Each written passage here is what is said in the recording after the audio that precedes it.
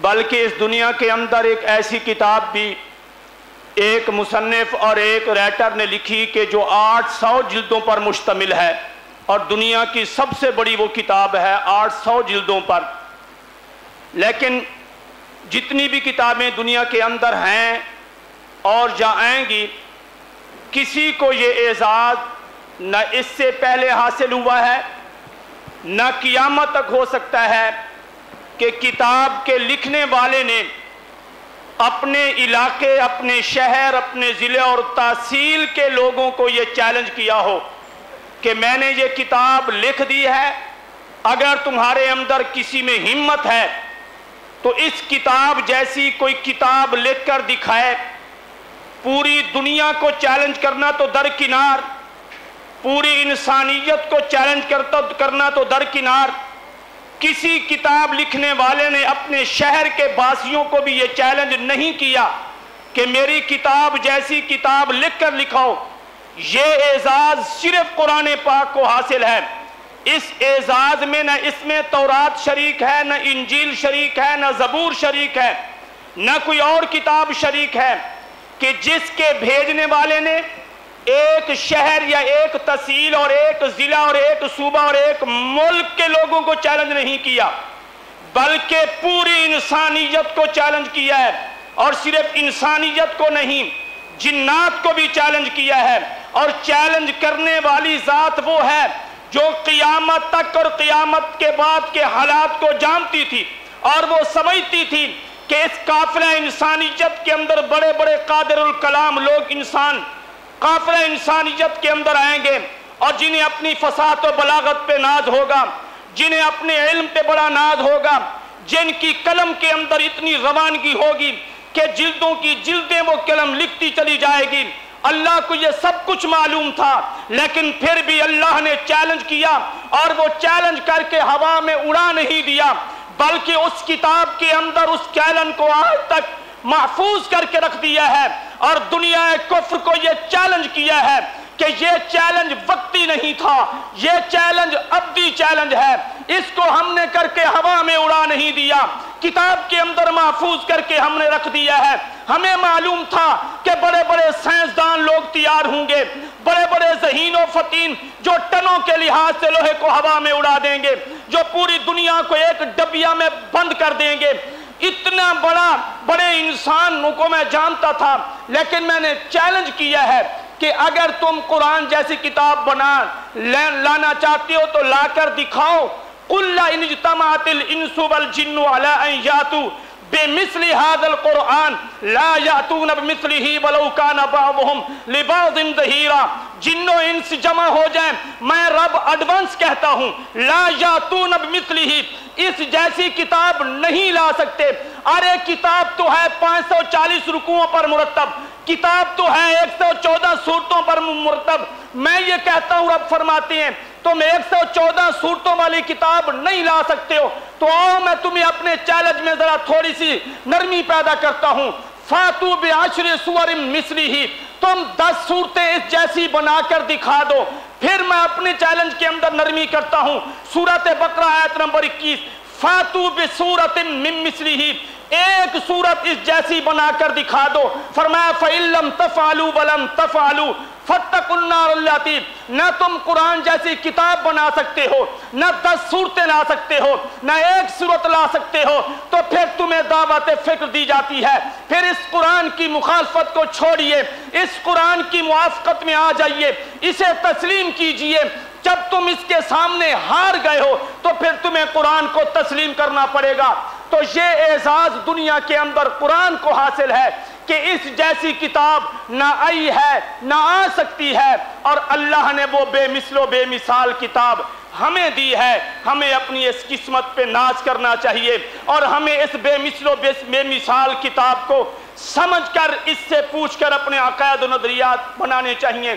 میں اپنی بات کو مزید آگے نہیں لے جانا چاہتا، بہت سی باتیں اور بہت سی آیاتیں ذہن کے اندر گھوم رہی ہیں، وقت کا دامن بہت تنگ ہے۔ میں وقت کے دامن کی تنگی کو دیکھتے ہوئے بلا تاخیر میں آج کے اپنے معزز مہمان مفسر قرآن، جو بحمدللہ ہزاروں علماء کے استاد، اور جو قرآن کی تفسیر سے انہیں ایک خاص لگاؤ ہے، میں حضرت کی خدمت میں حضرت علامہ احمد شعیب خان صاحب کی خدمت میں عرض کروں گا کہ وہ آئیں اور اپنے مخصوص انداز سے آپ سے گفتگو فرمائیں۔ حضرت علامہ احمد شعیب خان صاحب۔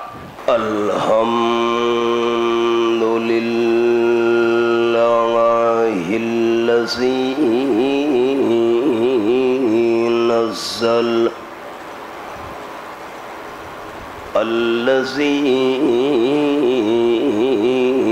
نزل الفرقان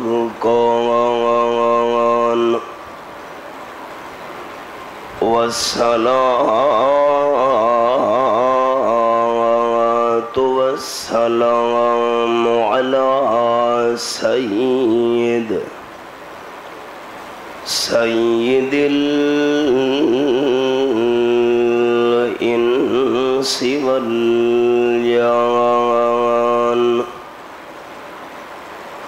أما بعد فأعوذ بالله من الشيطان الرجيم بسم الله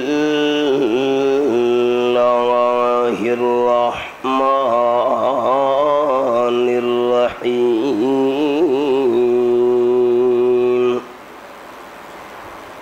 وقال الرسول يا رب إن قوم اتخذوا هذا القرآن مهجورا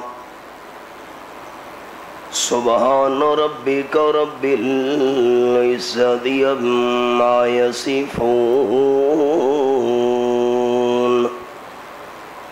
وسلام على المرسلين والحمد لله رب العالمين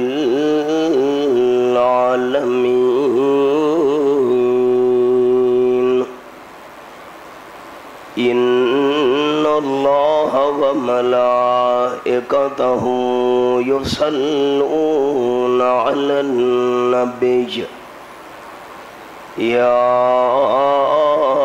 أيها الذين آمنوا صلوا عليه وسلموا تسليما اللهم صل على محمد وعلى آل محمد كما صليت على إبراهيم وعلى آل إبراهيم إنك حميد مجيد اللهم بارك على محمد وعلى آل محمد كما باركت على إبراهيم وعلى آل إبراهيم إنك حميد مجيد قابل عزت و احترام ذی قدر علماء کرام، ذی وقار سامعین، بزرگوں اور بھائیوں، عزیز ساتھیوں، ماہ مقدس کی اس بابرکت رات میں تکمیل قرآن مجید کے پرمسرت موقع پر میں رب العالمین کی بارگاہ میں دعا گو ہوں کہ جن ہمارے احباب نے قرآن مجید سنا اور جن ہمارے احباب نے قرآن مجید سنایا، رب العالمین یہ محنت، یہ کوشش اپنی رضا کی خاطر قبول فرما کر آخرت کی بخشش کا ذریعہ بنائے۔ آج کی اس نشست میں میں نے دو باتیں آپ کے گوش گزار کرنی ہیں۔ وما توفیقی الا باللہ علیہ توکلت و الیہ انیب، اور ان دو باتوں کے بیان کرنے سے پہلے ایک چھوٹی سی تمہید ہے، وہ یہ ہے قیامت کا میدان ہوگا، تاجدار دو عالم صلی اللہ علیہ وسلم نے فرمایا، بخاری شریف کے الفاظ ہیں وَكَلَامُ الرُّسُلِ يَوْمَئِذٍ اللہم سلم اللہم سلم، رواہ البخاری۔ انبیاء علیہ السلام بارگاہ الہی میں عرض کر رہے ہوں گے کہ اللہ آج ہمیں سلامتی عطا فرما، امتیں جانے اور تو جان۔ نفسی نفسی کی حالت ہر انسان کو اپنی فکر پڑی ہوئی ہے، اور پھر اتنا طویل ترین دن اور قیامت کے میدان کی وہ ہولناکی۔ تاجدار دو عالم صلی اللہ علیہ وسلم نے فرمایا کہ سارے انسانیت کے افراد جمع ہو کر حضرت آدم علیہ السلام کی خدمت میں حاضر ہوں گے اور گزارش کریں گے کہ آپ ابو البشر ہیں، ساری کائنات کی انسانیت کے ابا جان، آپ کم از کم رب العالمین کے دربار میں سفارش کریں کہ اللہ حساب کتاب شروع تو کرے۔ حساب کتاب جو ہونا ہے وہ تو معاملہ ہے بات کا، کہ کس بندے نے جنتیوں میں سے بننا ہے اور کس نے جنت سے محروم رہنا ہے، کس بندے کا نام اعمال وزنی ہوگا اور کس کا نام اعمال وزنی نہیں ہوگا، یہ معاملہ تو ہے بات کا۔ پہلے کم از کم اللہ حساب کتاب شروع تو کرے، قیامت کے میدان کی سختی ہم سے برداشت نہیں ہو رہی۔ تاجدار ختم نبوت صلی اللہ علیہ وسلم نے فرمایا کہ حضرت آدم علیہ السلام ان لوگوں کو جواب دیں گے۔ حدیث پاک کے الفاظ یہ ہیں، قال النبی صلی اللہ علیہ وسلم، آپ نے فرمایا حضرت آدم علیہ السلام جواب دیں گے، لست لہا لست لہا، او کما قال رسول اللہ صلی اللہ علیہ وسلم، میں سفارش نہیں کرتا کہ اللہ حساب کتاب شروع کر۔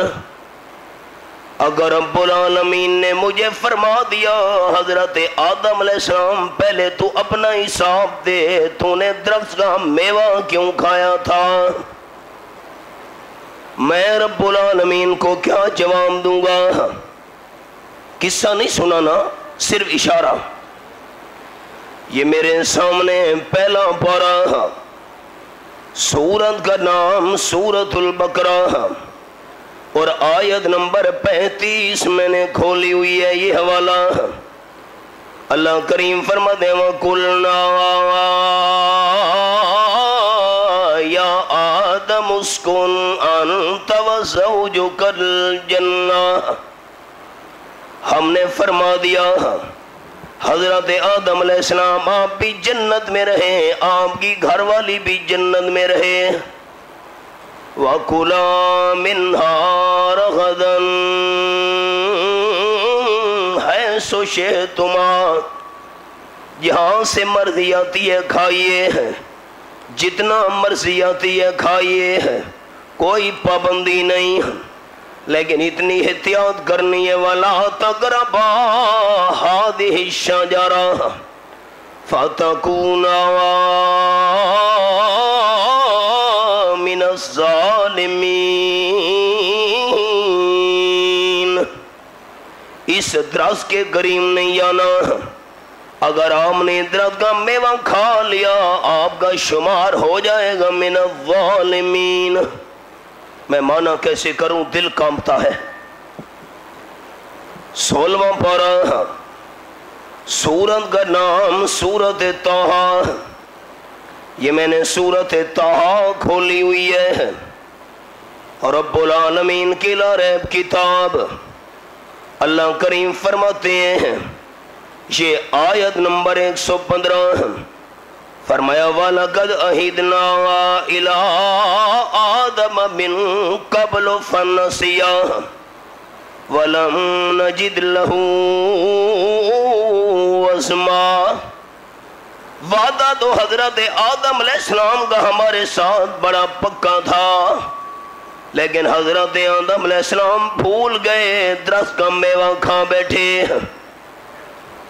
رمضان المبارک ہے، اگر روزے دار بندہ بھول کر کوئی چیز کھا لے، روزے دار بندہ روزے کی حالت میں بھول کر کوئی چیز پی لے، روزہ بھی نہیں ٹوٹتا، گناہ بھی نہیں ہوتا۔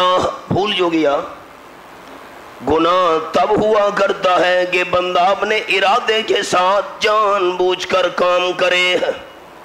حضرت آدم علیہ السلام کو کوئی گناہ نہیں ہوا، کیونکہ حضرت آدم علیہ السلام بھول گئے۔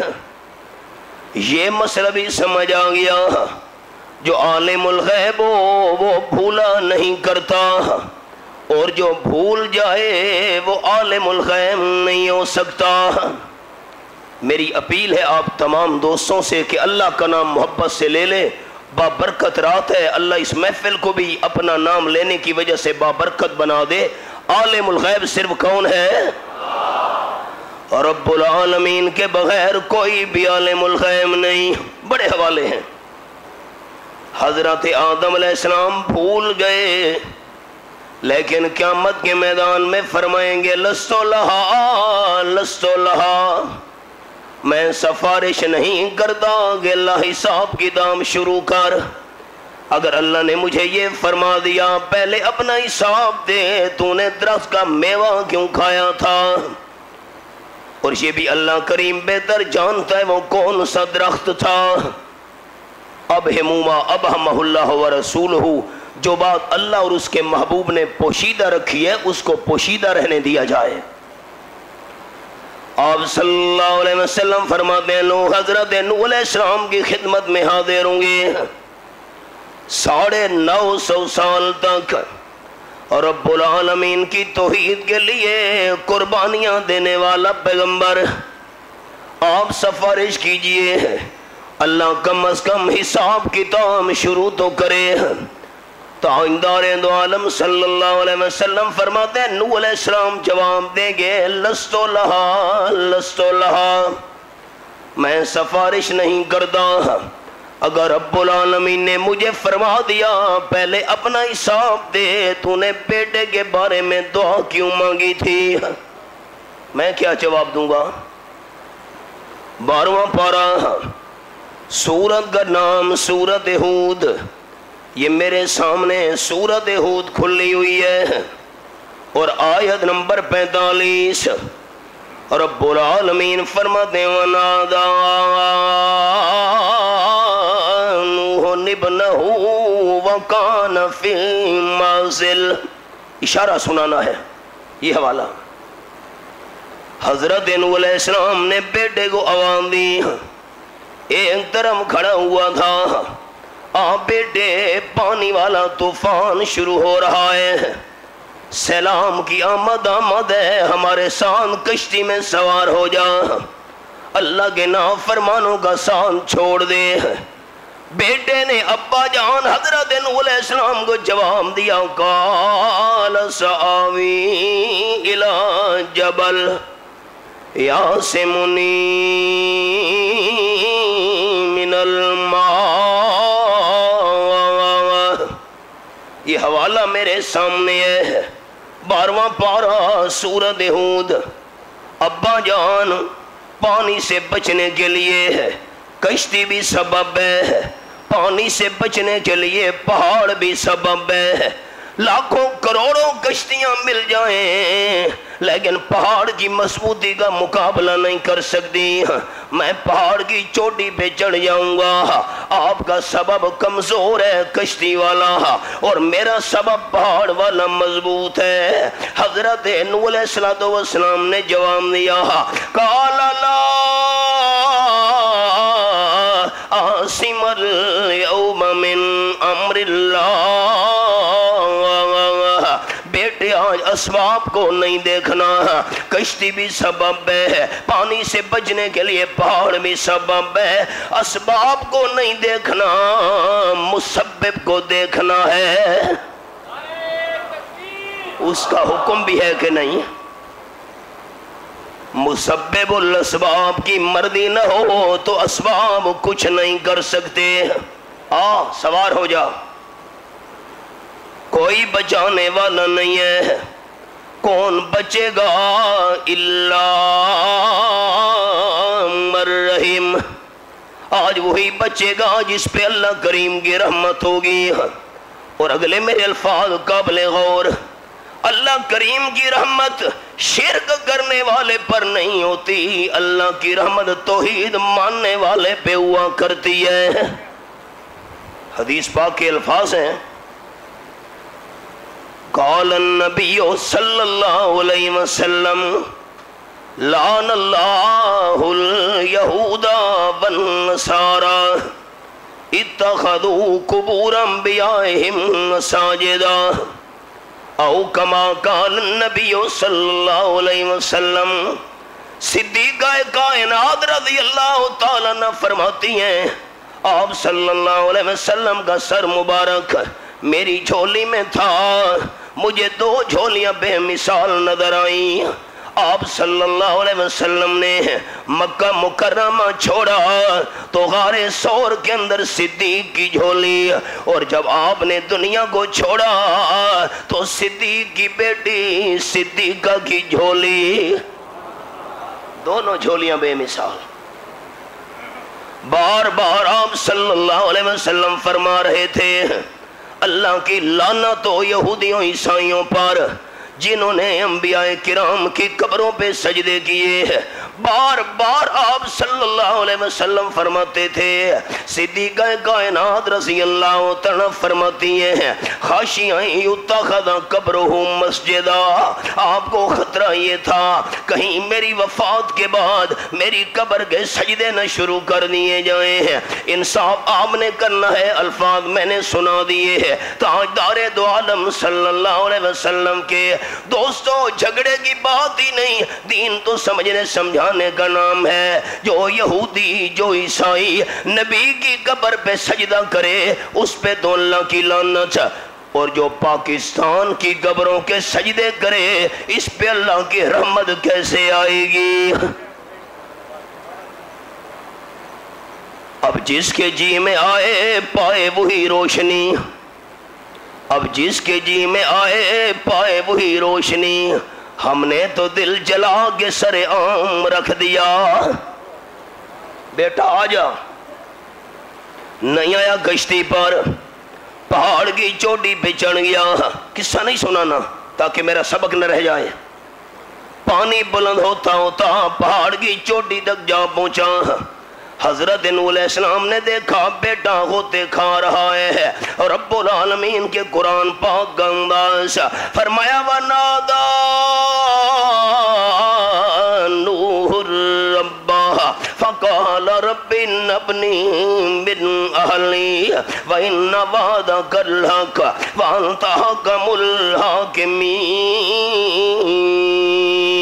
یہ حوالہ میرے سامنے قرآن پاک سورۃ ہود میں نے انگلی رکھی ہوئی ہے. اللہ اللہ، اے میرے پروردگار، میرا بیٹا میرے خاندان میں سے ہے اور تیرا وعدہ تھا میں نے تیرے خاندان کو بچانا ہے. اللہ میرا زور کوئی نہیں، گزارش تو کر سکتا ہوں، تو سارے بادشاہوں سے بڑا بادشاہ ہے. اللہ میرے ڈوبنے والے بیٹے کو بچا دے. رب کائنات کی طرف سے جواب آیا، قال یا نوح انہ ليس من أهلك إنه أمر غير صالح فلا تسألني ما ليس لك به علم إني أعظك أن تكون من الجاهلين.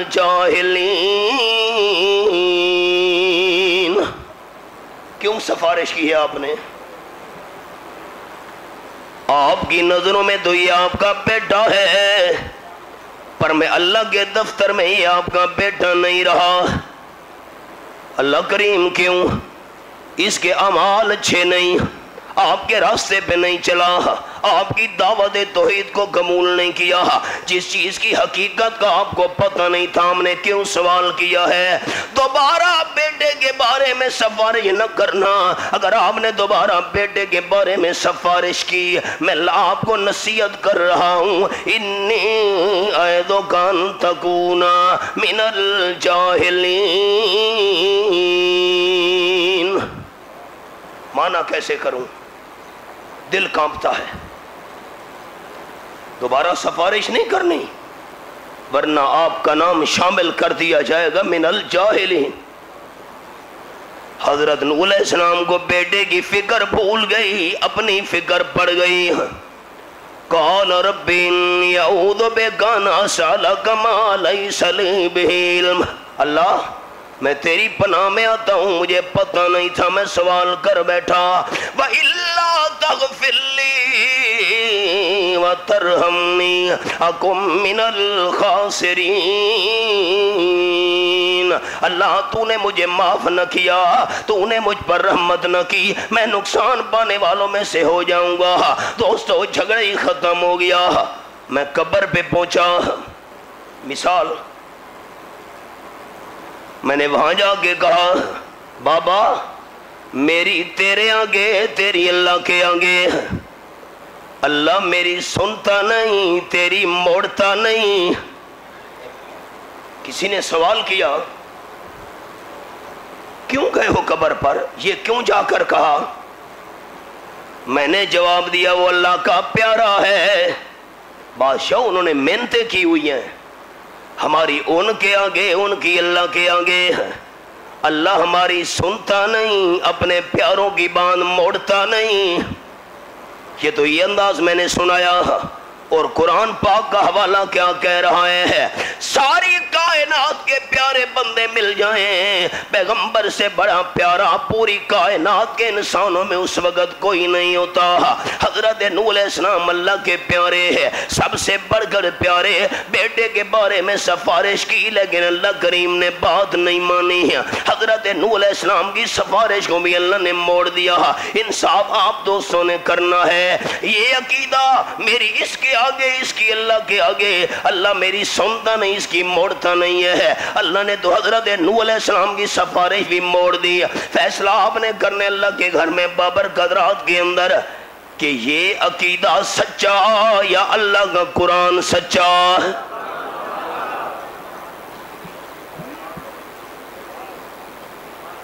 بیٹے کو نہیں بچا سکے، اور کون ہے جو دعویٰ کرے میرے ہاتھ میں ہاتھ دے دو میں تمہیں جنت میں لے جاؤں گا؟ واہ بھائی واہ، مذاق ہے. میں جنت کا ٹھیکیدار ہوں، میں کس لیے ہوں؟ میں نے بچانا ہے.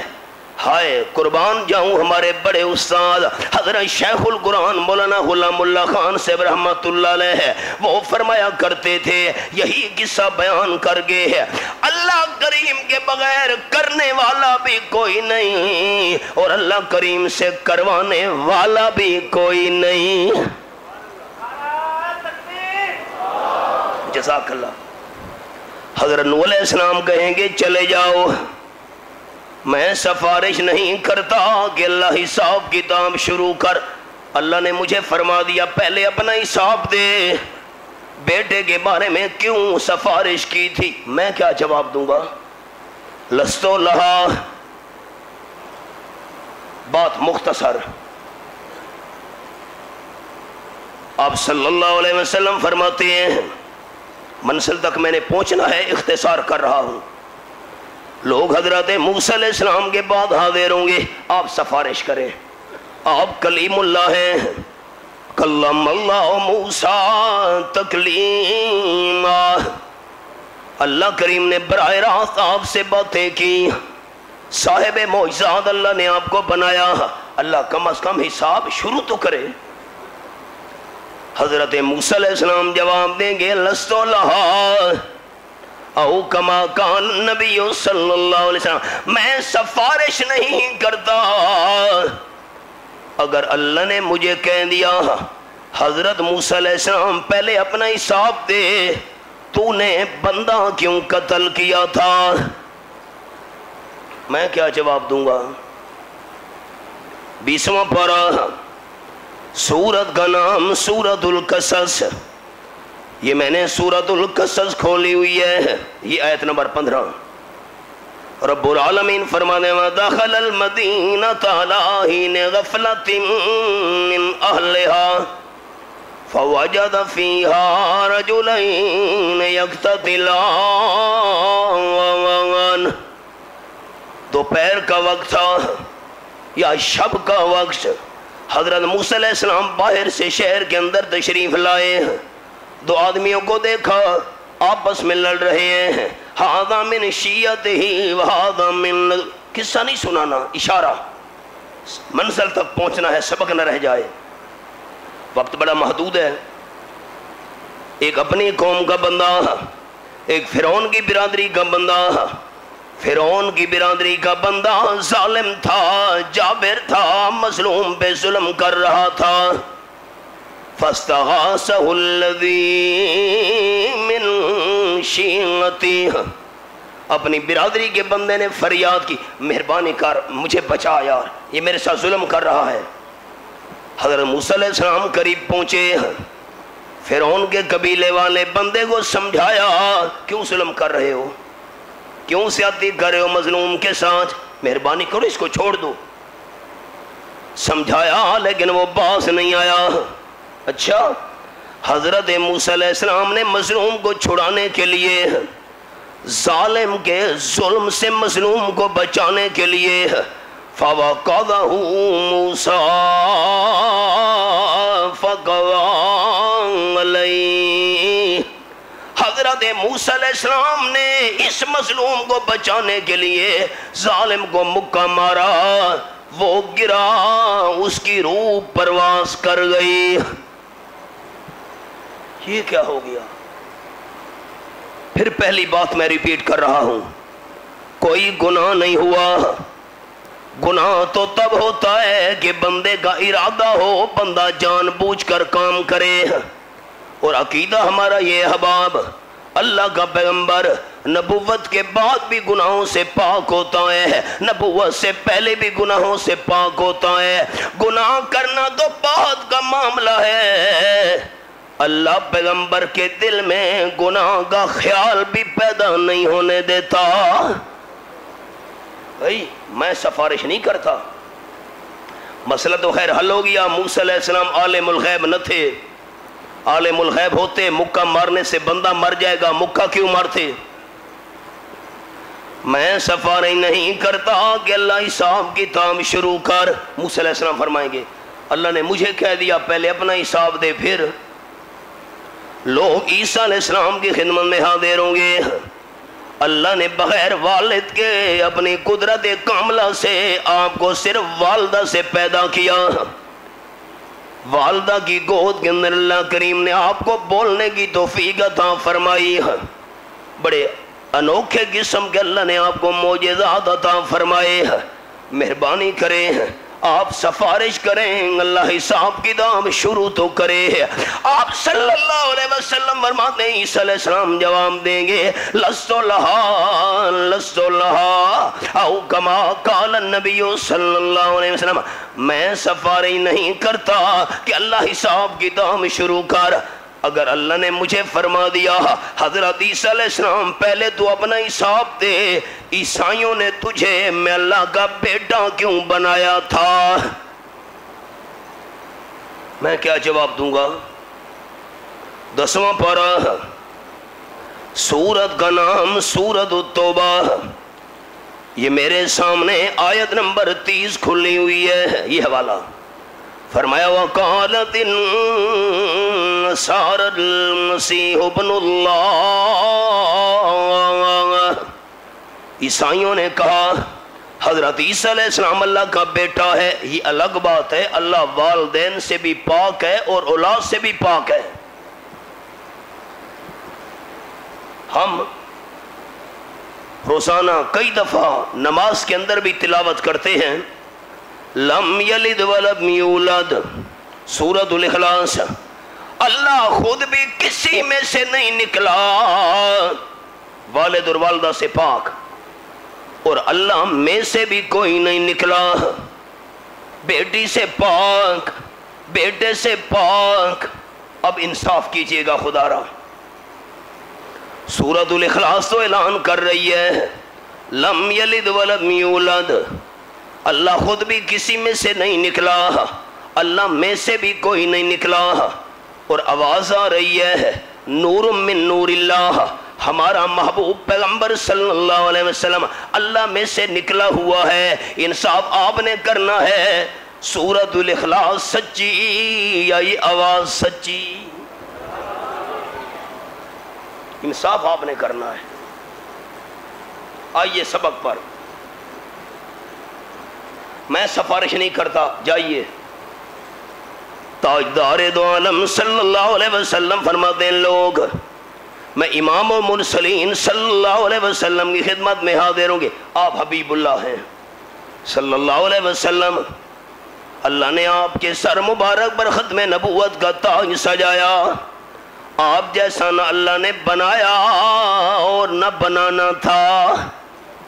کہنے والے نے کہا آ گیا جس کا نہیں ہے کوئی ثانی وہ رسول، آ گیا جس کا نہیں ہے کوئی ثانی وہ رسول، دین فطرت پر ہے جس کی حکمرانی وہ رسول، جس کا ہر تہور ہے حکم آسمانی وہ رسول، موت کو جس نے بنایا زندگانی وہ رسول، محفل صفا کیو وحشت کو برہم کر دیا، محفل صفا کیو وحشت کو برہم کر دیا، جس نے خونہ شام تلواروں کو مرہم کر دیا.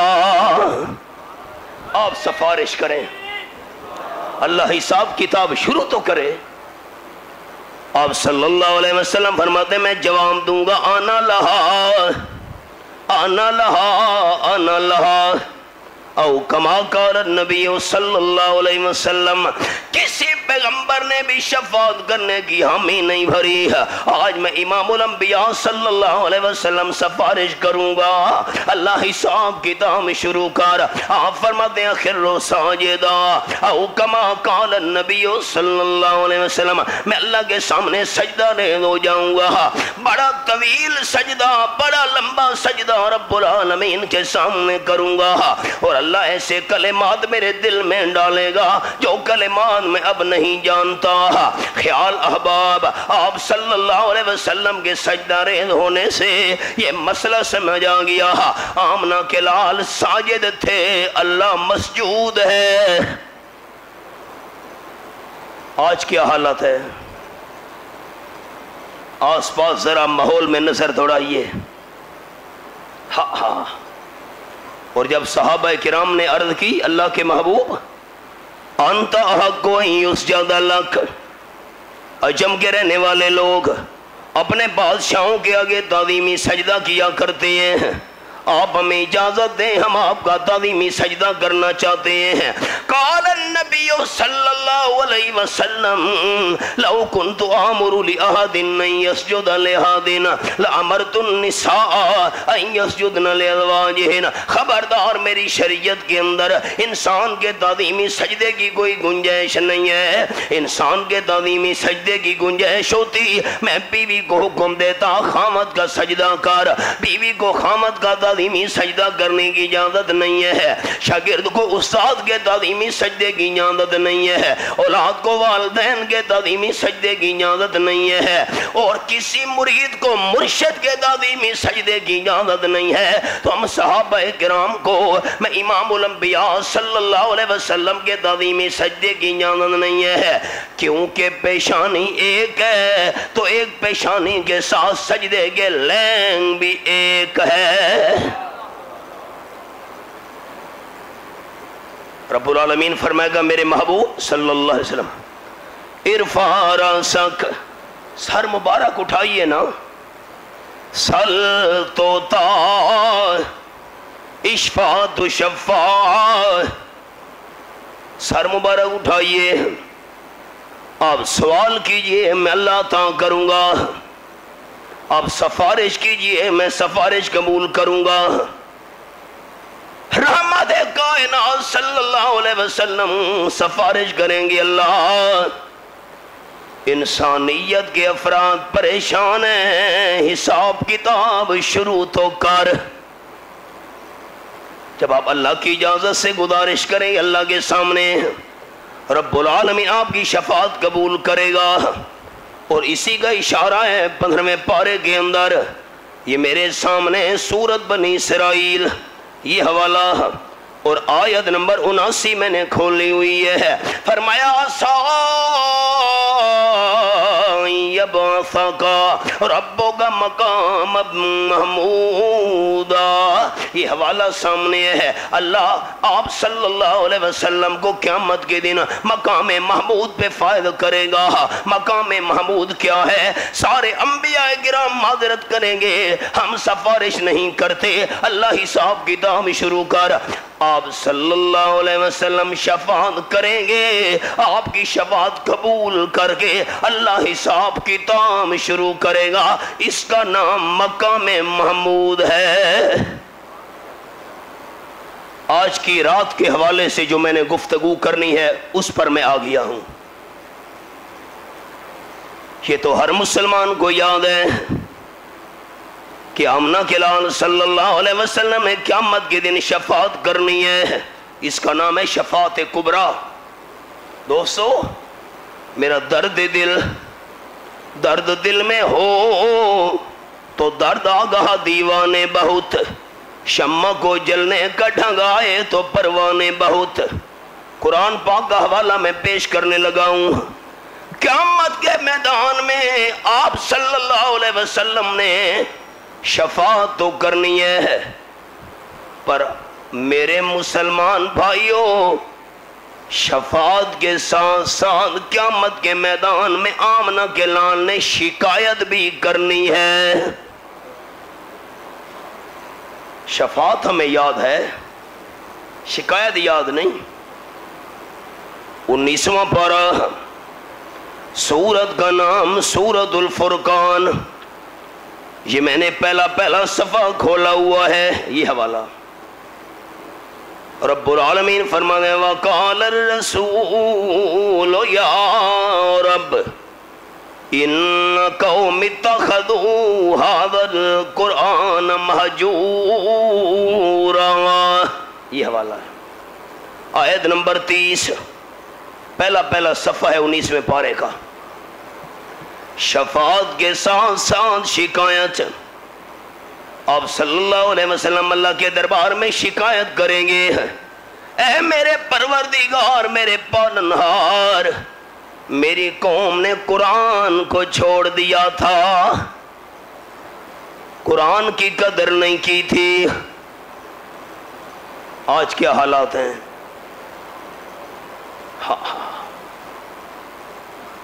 دوستو حدیث پاک سنانے لگا ہوں، لیکن اس سے پہلے ایک چھوٹی سی بات۔ امام ابو حنیفہ رحمۃ اللہ علیہ کا زمانہ تھا، ایک آدمی نے طلاق اٹھا لی کہ جب میری بیٹی جوان ہوئی، بیٹی کا رشتہ طے ہو گیا، اور رخصتی کے وقت اپنی بیٹی کو میں پوری دنیا کا مال اور خزانہ دوں گا۔ اگر رخصت کرتے وقت میں بیٹی کو پوری دنیا کا مال اور خزانہ نہ دے سکا، میری بیوی کو طلاق۔ اب پتہ نہیں آپ کے شہر میں کیا رواج ہے، ہم تو بہت چھوٹے شہروں کے رہنے والے ہیں، وہاں ہمارے علاقے میں رواج یہ ہے کہ لوگ طلاق پہلے دیتے ہیں اور مسئلہ بعد میں پوچھتے ہیں۔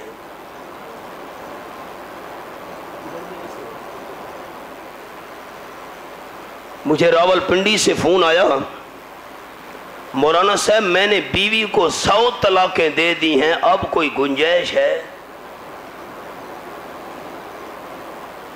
نہ 100 کے بعد بھی کوئی گنجائش ہوتی ہے؟ نہیں یہ نہیں، مہربانی کرو یہ کوئی گنجائش تو نکالو، 100 طلاق دے دی ہے، بس 100 کے بعد گنجائش کیا نکالیں؟ طلاق پہلے اٹھائی، مسئلہ بعد میں پوچھا۔ بندے نے طلاق اٹھا لی، اب پریشان ہو گیا، بیٹیوں کے جوان ہونے میں کیا دیر لگتی ہے، بیٹی جوان ہوئی، رشتہ طے ہو گیا، رخصت کرنے کا وقت آیا، ساری دنیا کا مال اور خزانہ تو بیٹی کو جہیز میں نہیں دے سکتا، یہ تو بیٹی کا گھر آباد ہوگا، اپنا گھر اجڑ جائے گا، بیوی کو طلاق ہو جائے گی۔ بات چلتے چلتے مسئلہ امام اعظم ابو حنیفہ رحمۃ اللہ علیہ سے پہنچا گیا۔ امام صاحب نے فرمایا جب مسئلہ پوچھا گیا، بندے کو کہو پریشان نہیں ہونا، کیا کہا تھا؟ یہ بیٹی کو ساری دنیا کا مال اور خزانہ جہیز میں دوں گا، نہ دے سکا تو میری بیوی کو طلاق۔ امام ابو حنیفہ رحمۃ اللہ علیہ نے فرمایا اس بندے کو کہو بیٹی کو رخصت کرتے وقت جہیز میں اللہ کا قرآن دے دے، سمجھ پوری دنیا کا خزانہ دے دیا۔ قرآن ہے۔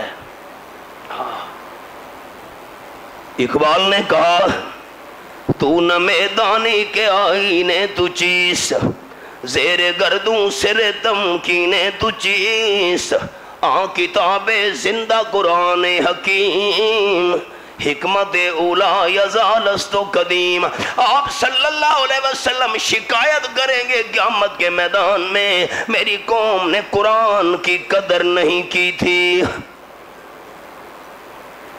معاف کیجئے گا میں آپ کا چھوٹا بھائی ہوں، ہر چیز کے لیے ہمارے پاس وقت ہے، قرآن کے لیے وقت نہیں۔ المیہ ہے،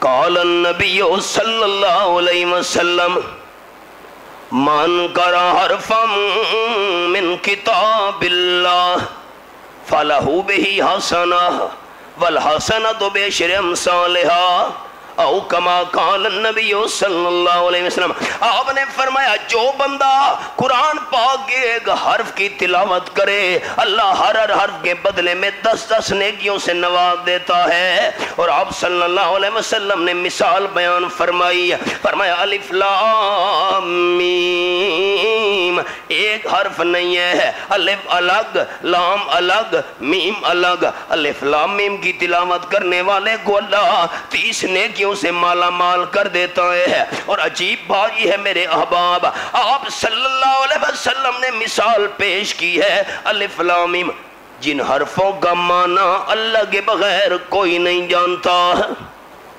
عجیب بات، 114 سورتیں، 6600 سے زیادہ آیات، 540 رکوع، اور آپ نے مثال الف لام میم کی دی۔ تاجدار دو عالم صلی اللہ علیہ وسلم مسئلہ سمجھا گئے ہیں۔ الف لام میم، بندہ قرآن پاک کی تلاوت کرے، مانا بندے کو نہ بھی آئے، اللہ ثواب سے پھر بھی جھولی بھر دیتا ہے۔ بخاری شریف میں حدیث ہے، آپ صلی اللہ علیہ وسلم کے صحابی حضرت اسید رضی اللہ تعالیٰ عنہ، آدھی رات کا وقت تھا، تہجد کی نماز شروع کر دی۔ یہ بھی کسی کسی کی قسمت ہوتی ہے۔ 19واں پارہ، سورت کا نام سورت الفرقان، رب العالمین فرمانے والذین یبیتون لربہم سجدا قیاما، آیت نمبر 64۔ سورۃ الفرقان 19واں پارہ یہ حوالہ، رحمان کے پیارے بندے وہ ہوتے ہیں جو رات گزارتے ہیں اللہ کو راضی کرنے کے لیے سجدے کی حالت میں، قیام کی حالت میں۔ حضرت اسید رضی اللہ تعالیٰ عنہ نے بھی نماز شروع کر دی، قیام کی حالت ہے، اور سورۃ الکہف کی تلاوت شروع کر دی۔ عجیب بات بخاری شریف میں ہے، ساتھ گھوڑا بندھا ہوا تھا، جب تلاوت شروع کی گھوڑے نے ہلنا جلنا شروع کر دیا۔ یہ گھوڑے کو کیا ہو گیا؟ زمین پہ پاؤں مار رہا ہے، بے قرار ہو رہا ہے، یہ کیا ماجرا ہے؟ حضرت اسید رضی اللہ تعالیٰ عنہ نے تلاوت روک دی۔ کیوں؟ بالکل قریب گھوڑے میں معصوم بچہ لیٹا ہوا تھا، یا اس کا نام تھا۔ حضرت اسید رضی اللہ تعالیٰ کو یہ فکر پڑ گئی ایسا نہ ہو کہ گھوڑے کا پاؤں لگے، گھوڑا الٹ نہ جائے، بچے کو نقصان نہ پہنچ جائے۔ انہوں نے تلاوت روک دی، گھوڑا آرام سے کھڑا ہو گیا۔ بخاری شریف میں ہے، یہ کیا ماجرا ہے؟ پھر تلاوت شروع کر دی، الحمدللہ الذی انزل علی عبدہ الکتاب ولم یجعل لہ عوجا۔ گھوڑے نے پھر ہلنا جلنا شروع کر دیا۔ یہ کیا ماجرا ہے؟ پھر تلاوت روک دی، گھوڑا آرام سے کھڑا ہو گیا۔ پھر تلاوت شروع کی، گھوڑے نے حرکت کرنی شروع کر دی، زمین پہ بے چین ہو کے پاؤں مار رہا ہے، دم ہلا رہا ہے، چہرہ ہلا رہا ہے۔ یہ کیا ماجرا کیا ہے؟ بچے کو نقصان نہ پہنچائے، ساتھ جھولے میں بچہ لیٹا ہوا ہے، گھوڑے کا منہ لگے، دم لگے، پاؤں لگے۔ اسید نے جلدی جلدی سلام پھیر دیا۔ جب اتفاقاً سلام پھیرنے کے بعد سر کے اوپر نظر پڑی، ایک سفید بادل نظر آیا جس میں چھوٹے چھوٹے چراغ جگمگ جگمگ کر رہے تھے۔ سر کے اوپر بادل، اس میں چراغ۔ بادل نے آسمان کی طرف اٹھنا شروع کر دیا، چراغ بھی آسمان کی طرف جانے لگ گئے، آنن فانن بادل بھی چراغ بھی آسمان میں جا کر غائب ہو گئے۔ حضرت حسین یہ کیا ماجرا ہے؟ تھوڑی دیر گزری، صبح کا وقت ہوا، حضرت حسین رضی اللہ تعالیٰ عنہ آپ صلی اللہ علیہ وسلم کی خدمت میں حاضر ہوئے۔ لاہور والے تو بادشاہ ہیں نا، ربیع الاول کا مہینہ آئے تو بینر سج جاتے ہیں، اور بینروں پہ لکھا ہوتا ہے سنا ہے آپ صلی اللہ علیہ وسلم، سنا ہے آپ ہر عاشق کے گھر تشریف لاتے ہیں، میرے گھر میں بھی ہو جائے چراغاں یا رسول اللہ۔ نانا میرے بھائی، میرا عقیدہ، میرے اکابرین کا عقیدہ، میری جماعت کا عقیدہ، آپ صلی اللہ علیہ وسلم نے عاشقوں کے پاس نہیں جانا ہوتا تھا، بلکہ قانون یہ ہے کہ جو ہوتا ہے عاشق وہ جاتا ہے در پر، جو ہوتا ہے عاشق وہ جاتا ہے در پر، نبی کو وہ در در بلاتا نہیں ہے۔ حضرت حسین چل کر گئے، صبح سارا ماجرا سنایا، حبیب کبریا صلی اللہ علیہ وسلم رات یہ واقعہ پیش آیا۔ اوہو، قال النبی صلی اللہ علیہ وسلم اقرا یا اسید، رواہ البخاری۔ بس نہیں کرنی تھی نا، تلاوت نہیں روکنی تھی، آپ نے فرمایا تلاوت جاری رکھنی تھی، پڑھتے رہنا تھا۔ اللہ کے حبیب صلی اللہ علیہ وسلم کیوں؟ آپ نے فرمایا تلاوت روکنی نہیں تھی، تلاوت جاری رکھنی تھی۔ یہ جو تجھے سفید بادل نظر آیا، چھوٹے چھوٹے چراغ چمکتے ہوئے نظر آئے، یہ بادل نہیں تھا، چراغ نہیں تھے، یہ تو اللہ کی رحمت والے فرشتے تھے، تیرا قرآن سننے آئے تھے۔ مجھے پتہ جو نہیں تھا، مجھے کیا پتہ تھا؟ آپ صلی اللہ علیہ وسلم نے فرمایا اگر صبح تک تو قرآن پاک کی تلاوت جاری رکھتا تو مدینہ طیبہ کے رہنے والے تمام باشندوں کو فرشتوں کا دیدار ہو جاتا۔ مجھے پتہ جو نہیں تھا۔ آپ صلی اللہ علیہ وسلم سمجھا گئے جہاں قرآن پاک کی تلاوت کی جائے اللہ کی رحمت نازل ہوا کرتی ہے۔ گھر گھر میں جھگڑے، گھر گھر میں فساد، اولاد والدین کی نافرمان، بھائی بھائی کے خون کا پیاسا، اللہ کی رحمت سے کیوں محروم ہو گئے ہیں؟ ہم نے قرآن سے تعلق ہی چھوڑ دیا۔ 15واں پارہ، سورت کا نام سورت بنی اسرائیل، یہ میرے سامنے آیت نمبر 82 کھلی ہوئی ہے، یہ آخری سطر۔ اللہ فرماتے ہیں وَنُنَزِّلُ مِنَ الْقُرْآنِ مَا هُوَ شِفَاءٌ وَرَحْمَةٌ لِّلْمُؤْمِنِينَ۔ یہ حوالہ قرآن پاک کا سامنے ہے، میں اللہ تھوڑا تھوڑا قرآن نازل کر رہا ہوں، جو قرآن پاک شفا بن کے آیا ہے اور اہل ایمان کے لیے قرآن رحمت بن کر آیا ہے۔ پہلی شکایت آپ صلی اللہ علیہ وسلم قیامت کے میدان میں کریں گے، میری امت نے قرآن کو چھوڑ دیا تھا، تلاوت نہیں کی تھی۔ دوسرا پہلو آپ شکایت کریں گے، شفاعت کے ساتھ ساتھ شکایت، قرآن پڑھا تھا لیکن قرآن سمجھا نہیں تھا۔ یہ بھی بڑا المیہ ہے، پڑھا ہے ہم نے سمجھا نہیں۔ مثال سنتے جائیے، یہ میرے سامنے رب العالمین کی لا ریب کتاب، 16واں پارہ، سورت کا نام سورت مریم۔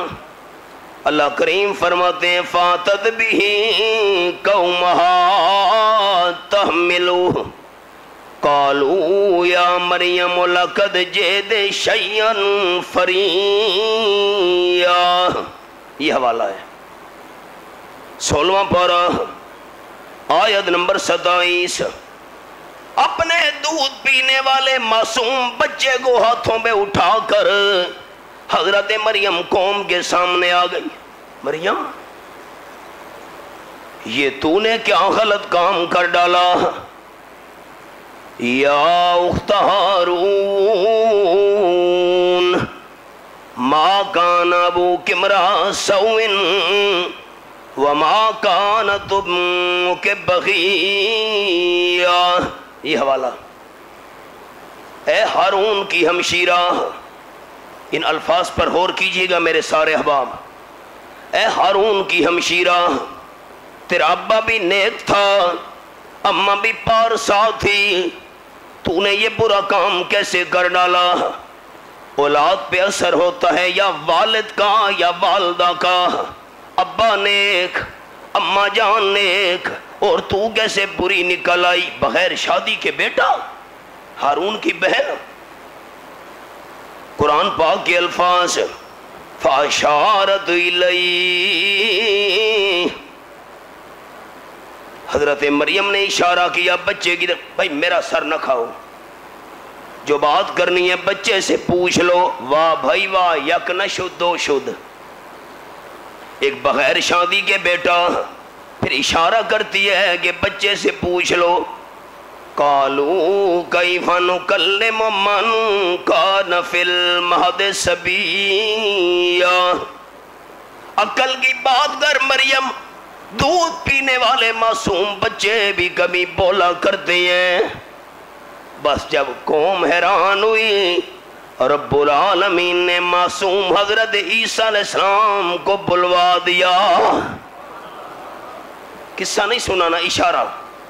مسلم شریف میں حدیث ہے، حضرت مغیرہ رضی اللہ تعالیٰ عنہ نجران پہنچے، عیسائیوں کا علاقہ تھا، عیسائی جمع ہو گئے۔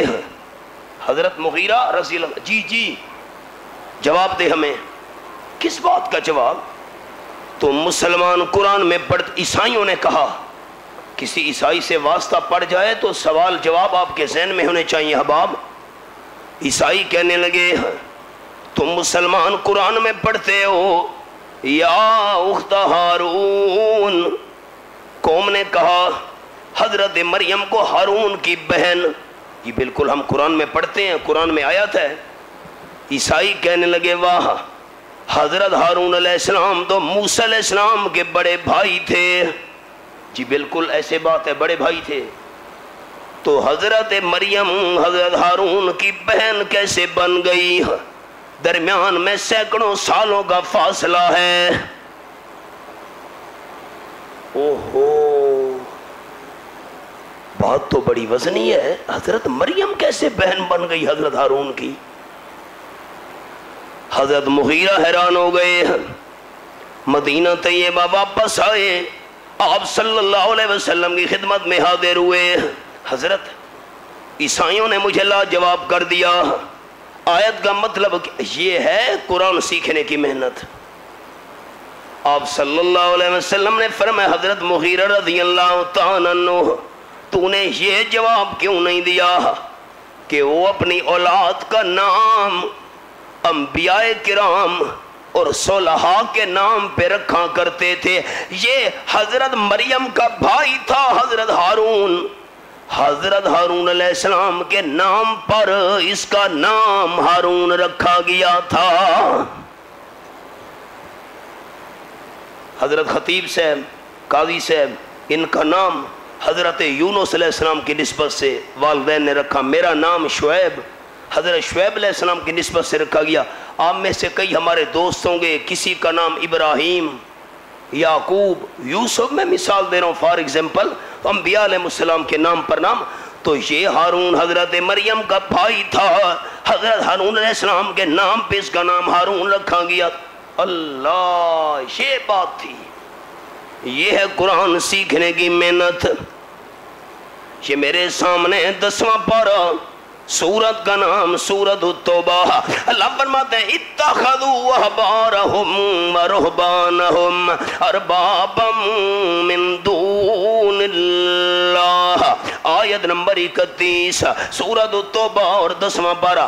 یہودیوں نے، عیسائیوں نے اپنے مولویوں اور پیروں کو رب بنا لیا تھا۔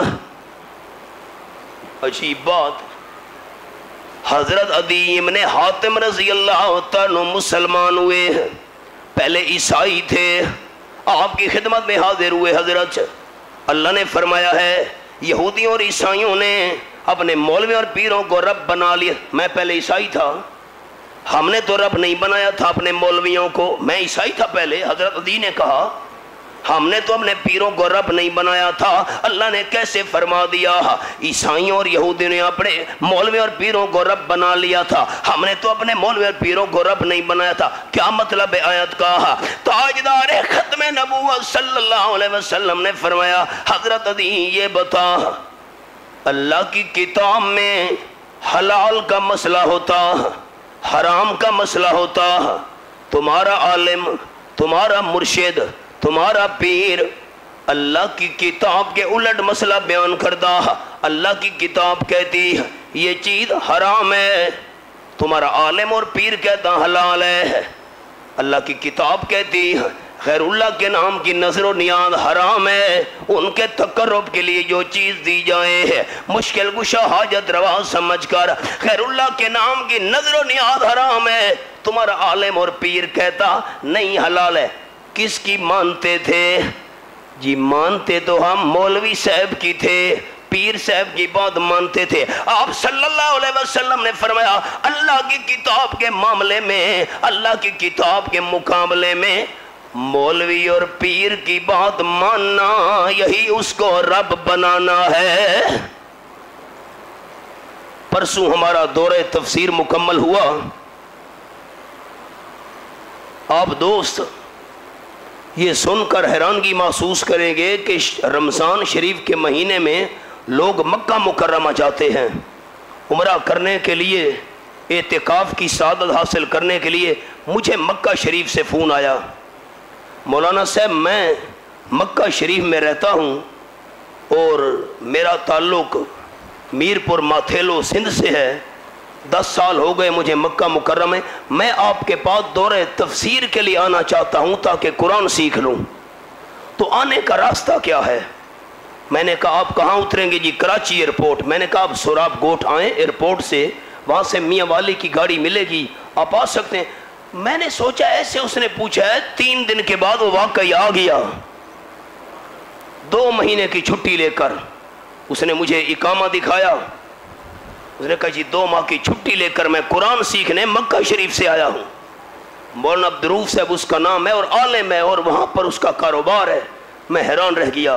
دوستو ہماری جماعت اشاعت التوحید و سنہ کے پورے ملک کے اندر بڑے بڑے مراکز میں شعبان اور رمضان شریف کے 2 مہینوں میں قرآن پاک کے 2 رہائے تفاسیر ہوتے ہیں، اور الحمدللہ یہ پرسوں جو ہم نے دورہ تفسیر مکمل کیا، 4 صوبوں نہ بلکہ کشمیر اور 5واں صوبہ ہمارا گلگت بلتستان، الحمدللہ تمام صوبوں کی نمائندگی موجود تھی ہمارے اس دورہ تفسیر کے اندر۔ سینکڑوں کی تعداد میں قرآن پاک سیکھنے کے لیے سکھانے کے لیے ہماری جماعت محنت کر رہی ہے۔ اور میں اپنے جماعتی رفقا کو ایک جملہ سناتا جاؤں، قال النبی صلی اللہ علیہ وسلم خیرکم من تعلم القرآن وعلمہ۔ آپ نے فرمایا تم میں سے سب سے بہترین بندہ وہ ہے جو قرآن سیکھے اور سکھائے۔ احباب اگر قرآن سیکھنے سکھانے والا بندہ سب سے بہتر ہے تو قرآن سیکھنے اور سکھانے والی جماعت بھی سب سے بہتر ہے۔ یہاں بھی قرآن پاک فہمی کے حلقے قائم ہیں آپ کے اس مقام پر، یہ ساری قرآن سیکھنے اور سکھانے کی محنت ہو رہی ہے، ورنہ شکایت کرنی آپ صلی اللہ علیہ وسلم نے دن قیامت کے پہلی شکایت کا انداز، میری قوم نے قرآن کی قدر نہیں کی تھی، تلاوت نہیں کی، 1 نمبر 2 سمجھنے کی محنت نہیں کی، اور نمبر 3 قرآن سیکھا، قرآن سمجھا، قرآن پڑھا، لیکن آپ شکایت کریں گے قرآن پہ عمل نہیں کیا تھا۔ آج حالات کیا ہیں؟ یہ میرے سامنے رب العالمین کی لاریب کتاب، نامہ پارا، سورت کا نام سورت الاعراف۔ آخری بات سنانے لگا ہوں، وقت بہت محدود ہے، دھیان سے آخری بات سنیے گا، سورت الاعراف کا حوالہ۔ اللہ کریم فرماتے ہیں خذ العفو وامر بالعرف وَعَارِضْ عَنِ الْجَاهِلِينَ، یہ حوالہ ہے، آیت کا نمبر ہے 199۔ سورۃ الاعراف اور نامہ پارا میرے سامنے، بخاری شریف کے اندر روایت ہے، حضرت فاروق اعظم رضی اللہ عنہ کی خدمت میں حضرت حر ابن قید حاضر ہوئے۔ امیر المومنین میری گزارش ہے، جی فرمائیے، میرا چچا مدینہ طیبہ سے باہر رہنے والا ضعیف العمر مدینہ طیبہ میں آیا ہے، آپ سے ملاقات کرنا چاہتا۔ چچا کو لے آئے؟ نہیں امیر المومنین، ایسے نہیں، میرے چچا کی تمنا یہ ہے کہ جب میری ملاقات امیر المومنین سے ہو اور بندہ نہیں ہونا چاہیے، نہ خلوت میں ملاقات کرنی ہے۔ جی اچھا آپ چچا کو لے آئیں۔ حضرت عمر رضی اللہ تعالیٰ نے خلوت کرا دی، اب 3 بندے ہیں محفل میں، فاروق اعظم رضی اللہ تعالیٰ 1، حضرت حر ابن قیس 2، اور نمبر 3 ان کا بوڑھا چچا اوینا۔ بابا جی فرمائیے کیا بات کرنی ہے؟ حضرت عمر نے فرمایا اچھا ایک دیہاتی بندہ، پھر ضعیف العمر، بڑھاپے کی حالت، اس نے اپنے اسی دیہاتی لہجے میں کہا نا امیر المومنین آپ میرے ساتھ انصاف کیوں نہیں کرتے؟ میں انصاف نہیں کرتا؟ جی آپ میرے ساتھ انصاف نہیں کر رہے۔ حضرت عمر حیران ہو گئے، تیور بدلنے لگ گئے، میں انصاف نہیں کرتا کیسے؟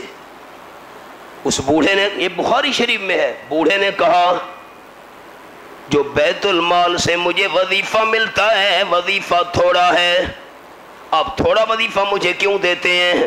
مجھے وظیفہ زیادہ ملنا چاہیے تھا، آپ میرے ساتھ انصاف نہیں کر رہے۔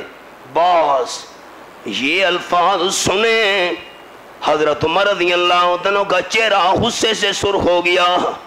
میں نے سبق روک دیا، ایک جملہ جب عیسائیوں نے کہا، میں دوبارہ سبق پر آؤں گا، عیسائیوں نے کہا صحابہ کرام ہم تمہارے ساتھ جنگ نہیں کرنا چاہتے ہیں، اگر تمہارے امیر المومنین فاروق اعظم رضی اللہ تعالیٰ عنہ خود تشریف لے آئیں، ہم بیت المقدس کی چابیاں ان کے ہاتھ پر رکھ دیں گے۔ پیغام بھیجا گیا، حضرت عمر رضی اللہ تعالیٰ نے مشورہ کیا، روانہ ہونے لگے۔ ایک غلام ساتھ ہے، ایک پانی کا مشکیدہ، تھوڑے سے ستو، تھوڑے سے جو اور تھوڑی سی کھجوریں، روانہ ہونے لگے۔ ہاں غلام کو کہا 5 میل میں نے پیدل چلنا ہے، تو نے سوار ہونا ہے، 5 میل تو نے پیدل چلنا ہے، میں نے سوار ہونا ہے۔ چلتے چلتے جب بیت المقدس سامنے نظر آیا، سوار ہونے کی باری غلام کی تھی، پیدل چلنے کی باری حضرت عمر رضی اللہ عنہ کی تھی۔ غلام نے کہا امیر المومنین سامنے عیسائی کھڑے ہیں استقبال کرنے والے، میں پیدل چلتا ہوں آپ سوار ہو جائیں۔ امیر المومنین حضرت عمر رضی اللہ عنہ نے فرمایا سوار ہونے کی باری تیری ہے، پیدل چلنے کی باری میری ہے، سوار ہونے کے لیے میں سوار تو ہو جاؤں گا، لیکن قیامت تک فاروق اعظم کے انصاف پر داغ لگ جائے گا۔ میں پیدل چلتا ہوں تو سوار ہو۔ دوستو مجھے کہنے دیجئے، فقط اسلام دنیا میں سوشلزم نہ، کیمونزم نہ، لبرلزم نہ، فقط اسلام دنیا میں یہ منظر پیش کرتا ہے، فقط اسلام دنیا میں یہ منظر پیش کرتا ہے کہ آقا چل پڑے پیدل، سواری پر غلام آیا۔ دعا کرو اللہ یہی نظام ہمیں دنیا میں دکھائے۔ میں انصاف نہیں کرتا۔ بوڑھے نے کہا جی حضرت عمر رضی اللہ تعالیٰ نے درہ اٹھایا، چہرہ غصے سے سرخ ہو گیا۔ اگر میں انصاف نہیں، میں سبق پر آ گیا ہوں، تو پھر انصاف کرنے والا کوئی بندہ ہی نہیں ہے۔ جو بھتیجا بیٹھا تھا، آخری کلمات دل کی کھڑکیاں کھولنا، بھتیجا جو بیٹھا تھا حضرت حور بن قیس، اس نے دیکھا حضرت عمر رضی اللہ عنہ کا چہرہ غصے سے سرخ ہو گیا ہے، درہ اٹھا کر چچا کو مارنے لگے۔ حضرت حور بن قیس نے فوراً قرآن کی یہ آیت پڑھ دی۔ اللہ فرماتے ہیں خذ العفو وامر بالعرف وعارض عن الجاہلین، معافی کو مضبوط پکڑیے، نیک کام کا حکم دیجئے۔ جو بندہ آپ کی شان اور مقام کو نہیں جانتا، اگر کوئی کمی بیشی ہو بھی جائے درگزر کر دیا کیجئے، معاف کر دیا کیجئے۔ حضرت حور بن قیس آیت پڑھتے گئے، حضرت عمر رضی اللہ تعالیٰ عنہ کا درے والا ہاتھ نیچے آتا گیا، درہ زمین پہ رکھ دیا، غصہ ٹھنڈا کر لیا، فرمان لگے تو قرآن پڑھتا جا، میں عمل کر کے دکھاتا جاؤں گا۔ میری معروضات کا خلاصہ، آپ نے دن قیامت کے شفاعت کرنی ہے صلی اللہ علیہ وسلم، شفاعت برحق، لیکن دوستو شفاعت کے ساتھ ساتھ اللہ کے محبوب نے شکایت بھی کرنی ہے۔ میری قوم نے قرآن کی قدر نہیں کی تھی، تلاوت نہیں کی، پھر تلاوت کی ہے تو سیکھنے کی محنت نہیں کی، سمجھنے کی محنت نہیں کی، سیکھا اور سمجھا ہے تو عمل کرنے کی کوشش نہیں کی۔ اللہ دن قیامت کے اپنے محبوب کی شفاعت عطا فرمائے اور آپ صلی اللہ علیہ وسلم کی شکایت سے ہمیں محفوظ رکھے۔ اللہ قرآن پاک کی تلاوت، قرآن پاک کا فہم اور اس کے بعد قرآن مجید پر عمل کی توفیق عطا فرمائے۔